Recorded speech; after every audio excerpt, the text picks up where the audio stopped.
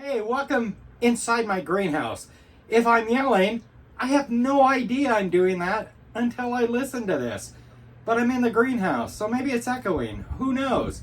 You've got a volume switch on your clicker. Just dial it back. Hey, we're in my greenhouse, and this series, every week I'm going to share with you 3 of my begonias. I bet you kind of figured it'd be about begonias based on the title of the series.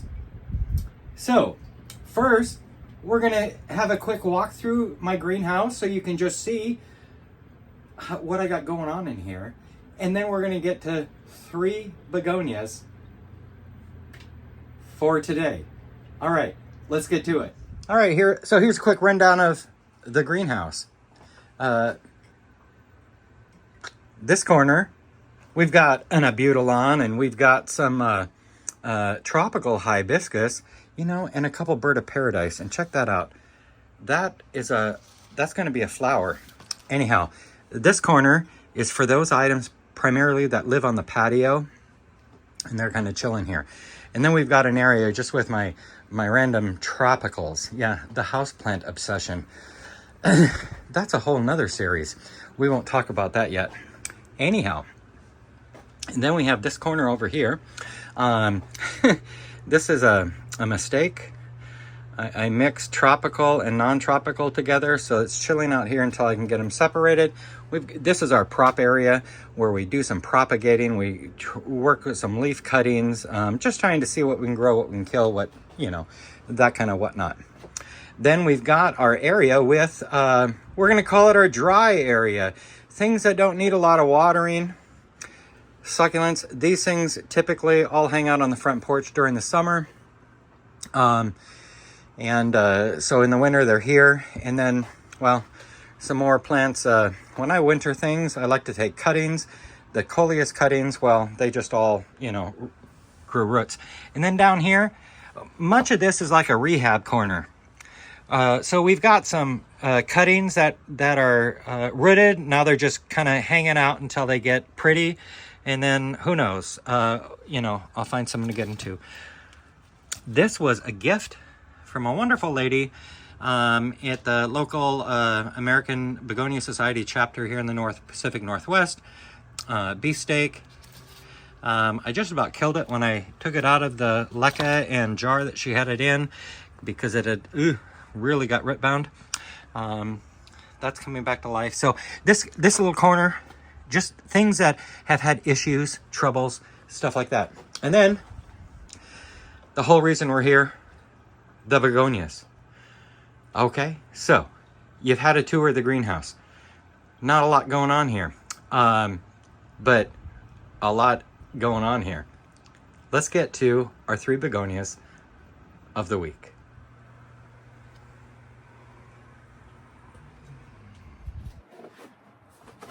Did you see this? Okay, so begonia 1 of this week is here. Come take a look. Begonia Lucerna. Begonia Lucerne. Begonia carolina de Lucerna. Called it many things. It came into being in the 1800s. I think like 1890s, late 1800s. Whatever you do, unless you're just paddling around with your friends and whatnot, don't call it the angel wing. Angel wing is not a type of begonia. The common ones are rhizomatous, cane. This is a cane type. And then the riddy ones. I can't remember that name. Fibers, whatever. But angel wing is not. Angel wing became popular, I think it was in the 70s. Folks just started calling everything an angel wing if it had this shaped leaf. So if I so inspire you to join a local begonia group, or you get on one on Facebook. Oh my gosh, people on Facebook. Wow. Don't call it an angel wing. because everyone will jump on you. Angel wing is not a type. Okay, so we've had our little rant. Anyhow, many will call it an angel wing, but this is Begonia Lucerna. Lucerne. It goes by either things. It will get these great big giant leaves and it'll grow incredibly tall. This is my first one. And we're not going to count my tuberous ones that I've had for years. We're just going to talk about since I got my addiction and how I've been feeding it. This has a little bit of a history, and I think that's great. These cane style begonias that have been around for decades, in this case almost a century, just over a century, are also known as pass-along plants because people will grow them and then when they die they get passed along. Or something like this, it grows up, you cut it back, you propagate it, you pass it along, you pass it along. You know, in the little tour of the greenhouse, we saw cuttings of this plant. Well, actually, cuttings of this plant's mother. The story goes, and I'm not just making it up, it actually happened. I was here for it. In December of last year, my wife was visiting her brother who received their mother's plant that she had for decades after her passing. And a piece had fallen off. A couple pieces had fallen off. She broke them off. She cut them off. Semantics. Anyhow, she came home and said, honey, here, make plants out of these. These are from my mother's plant. And I said, okay, great. So stuck it in water and boom, bada bing. 10 months later, we have this plant. Now, since then, I've actually acquired the mother plant. And those cuttings that we saw earlier are from that plant. Those are the ones that took a little longer to root. And now they're starting to grow, and those will get passed along to people as I run into people who are looking for one or who are willing to take them off my hands so I can have space to cut and propagate more.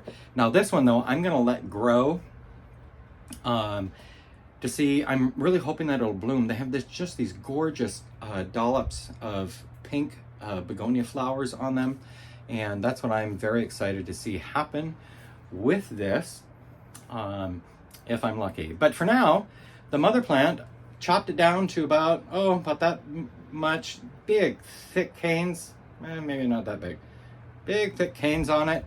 And it is now just about that tall again. It just really loves growing where it's growing. So, all right. Well, that is Begonia Lucerna, Carilla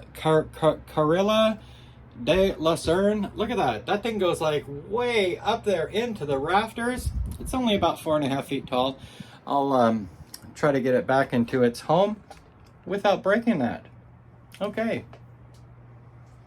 Well, let's move on to the next begonia. Once I find the clicker. Okay. And our second begonia of the day is the Begonia Smooch. Check out those green leaves. Now I have no idea how long this one's been around. This is also a hybrid.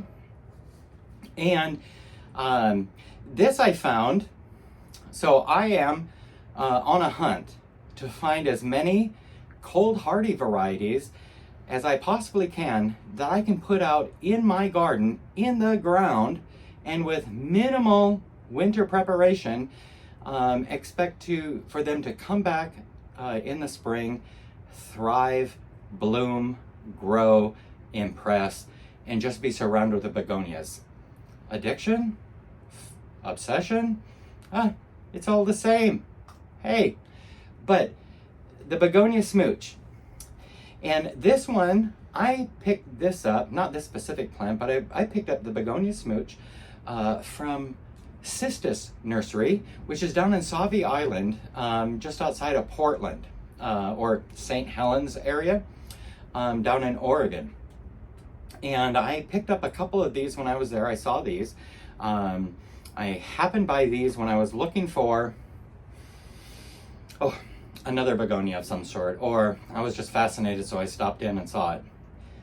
These will only get about 16 inches tall, but the neat thing is that they're it's a rhizomatous, and it'll grow and spread, and it will get cover like a clump, a mounding clump, like 3 to 4 feet, is what I've heard.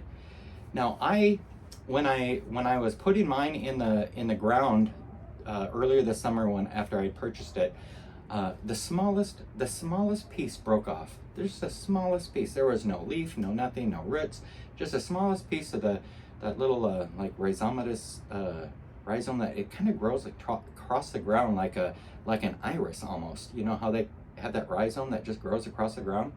A piece of that broke off, and I'm like, well, wonder what I can do there.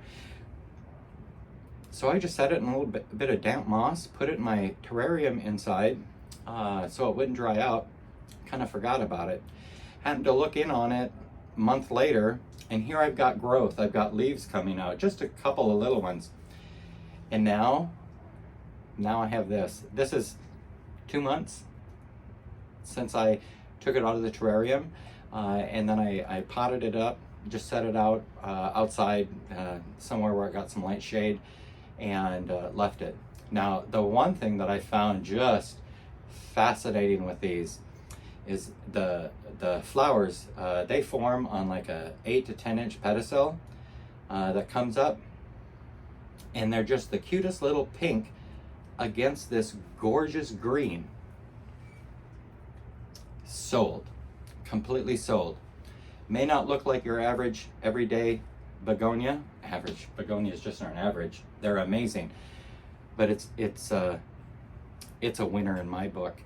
And so this is the one that made it to the greenhouse because I didn't get it into the ground where it can get happy. So I wanted to give it a winter in the greenhouse to really get some growth going on. Perhaps I'm not sure what I'll do with this.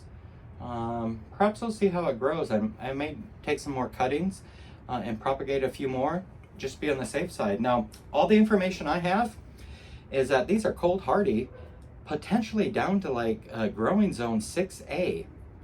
I think the key here though is that wherever you're gonna be, I think you need to make sure there's some mulch on it just to give you the edge.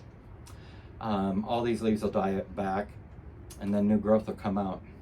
The other thing that I would keep in mind is if you're in the northwest like I am, and you're playing with cold hardy or more hardy begonias, that you keep in mind with any begonia, their water. And I think that's our biggest challenge here in the Northwest, is when we're dealing with something that's potentially cold hardy, is they can withstand the cold. What they can't withstand is being soggy wet. So dry shade in the winter, if that's a thing. I think I've got a spot. It's underneath a tree that doesn't lose leaves, and that's my goal, and that's what I'm going to do. So again, that's the Begonia Smooch, and I found that at Sistus Nursery, and I've seen it in other spots since then. So, but great plant. All right, let's go on to the last one for today. And here we have Begonia, and I know I'm going to pronounce this baby wrong, Manaus, Manaus. Again, I have no idea how old this hybrid is. I don't know when it came into being. What I do know is when I saw the description on my local nursery's Instagram, Portland Avenue Nursery, in case you're in my local area, they described it as a unique begonia that's great in a hanging basket. Check out, I mean, look at that. Little white flowers, not much to write home about, but this thing has been blooming like nonstop for the last 2 months. But check out the undersides of those leaves. Absolutely gorgeous. Thick leaves. One of the parent plants involved in this hybrid is the Solimutata. And then the other parent, I don't recall its name, but the other parent is where it gets that trailing habit. This one is another one that, so like any begonia, you talk to a begonia person, I'm going to be that person one day. I'm going to be that person one day. Trying everything I can this winter to become that person.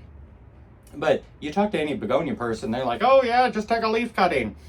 Cut, put it in some whatever, lay it on some whatever, seal that sucker up, and in a couple months you're going to have all these little baby plantlets. I'm not sure what I'm doing wrong. I've tried that a number of times. I actually have one container up there with some leaves that I took from something as I was I just cut some leaves off there were some cuttings, some plant cuttings that I got from someone, and I took some leaves off so I could fit my little water thing, because I water propagate. That's what I do, or stick it in some damp moss. But I have 3 leaves sitting there, and they're kind of firm to the soil that I have them in. So I know there's some roots growing, but there's no plant growing. It's just these bright green leaves, and they've been there for like 4 months now, so I have no idea. And then there was that what I call it, a 485, U485, great big giant leaf, had like 10 cuttings, big fat juicy veins touching the soil. Some of them here put a little root hormone on. And I've got 1 plantlet.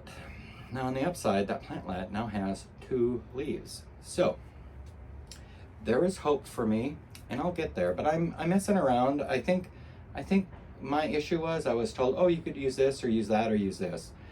I need to get with those people that use something that have a much higher success rate. But anyhow, this you can definitely propagate from a leaf if that's within your wheelhouse. It's not mine. Or from a cutting. And one thing, as I was getting ready for this episode, I was looking to see if there's any unique or cool information about this plant. And the 2 things that I found was that the soil, you want to let the soil really dry out. Not to the point where it's wilting, but let it really dry out before watering it. It likes to be on the dry side before watering. That was thing 1. The other thing I heard was that it's a pretty aggressive, energetic. It's a very energetic grower. When I bought this, it had this one right here was like the length of this one, and then there was a little short one off to the side. And this is 2.5 months. 2.5 months.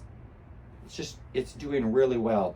It definitely picked up when I moved it into the greenhouse from inside. So I'm thinking maybe it's a little higher humidity in here on average, so it may prefer that. But it was still blooming and doing nicely inside. So remember I said we were going to do something with my propagation corner, something we can check on.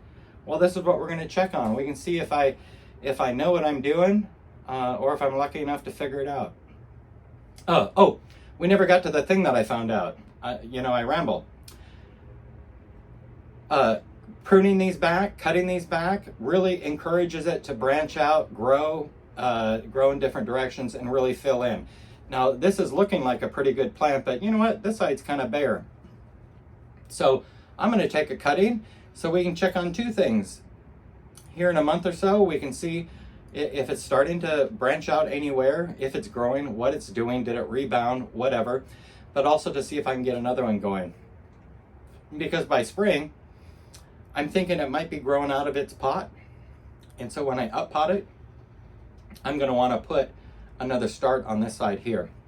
Or even better yet, because that's what begonia people do, have one that I can share with someone. So many great people have shared with me, and I've yet to get to that point where I can share with them. So we're going to take a cutting. So I could just say that I sanitized them, but if I show you I am, then you know I did sanitize my cutters. And then I'm going to take this cutting so that I've got a node there. Yeah, we're going to take it right here. You can't quite see that. Look at that. Oh my gosh, I killed it. I cut it. Now we're gonna cut that flower off because we don't need no energy going to a flower. Ooh, maybe this time next year I'll know how to make seeds. Oh, there's another little flower blooming. We'll cut that off too. And then we're gonna cut off that leaf. We're gonna cut off that. And you know what? I'm gonna cut this one big leaf off too, just so it'll fit in my container. So, just like that. I'm gonna set it in the water. That's a little bit too much water here. Pour some out. It's a greenhouse, we can just throw it on the ground. All right, that node is right underneath the top of the water level. So let's see how quickly this sucker roots. That'll be very exciting. I wonder, maybe there's another cutting I can take so that I can actually have one to pass on.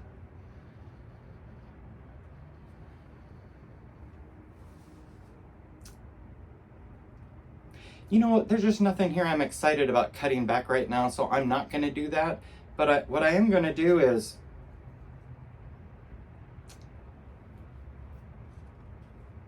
I may not have time today, but you know what? Before we see you next time, I'm going to get a leaf, and I'm going to try, I got this new method I'm trying, to see if I can't leaf propagate this bad boy, because a leaf propagation is supposed to give you many.